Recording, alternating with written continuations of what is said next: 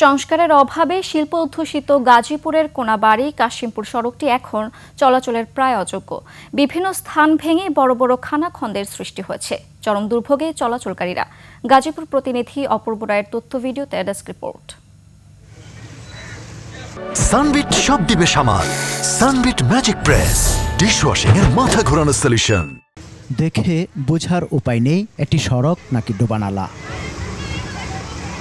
ঝুঁকি নিয়ে চলাচল করছেন যাত্রীরা। প্রায়ই ঘটছে দুর্ঘটনা, বিকল হচ্ছে যানবাহন, ভোগান্তি পোহাতে হচ্ছে চালক এবং যাত্রীদের। এই রাস্তাটার জন্য আমাদের খুব দুর্ভোগ আজকে 16 বছর ধরে। ফেহার লাগিয়া, পানির লাগিয়া, গাতার লাগিয়া, যাওয়ার লাগে বেশি ঘরে দেয়া, বারিন্দাতে যাওয়ার লাগে।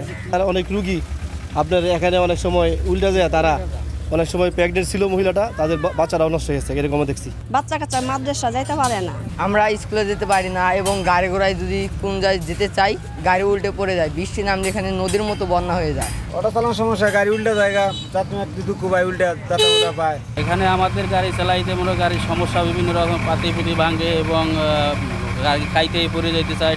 সিটি কর্পোরেশন বলছে ৬৭ কোটি টাকা ব্যয়ে ৩টি প্রকল্পের মাধ্যমে সড়ক নির্মাণের কাজ শিগগিরই শুরু হবে। আশা করছি যে আগামী ২৬ জুন মাসের মধ্যে এই কাজটি সম্পন্ন করতে পারব।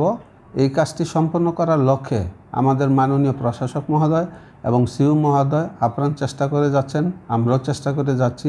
জনদুর্ভোগ বিবেচনায় দ্রুত সড়কটি মেরামতের দাবি ভুক্তভোগীদের। সমর ইসলাম, ২১ টেলিভিশন।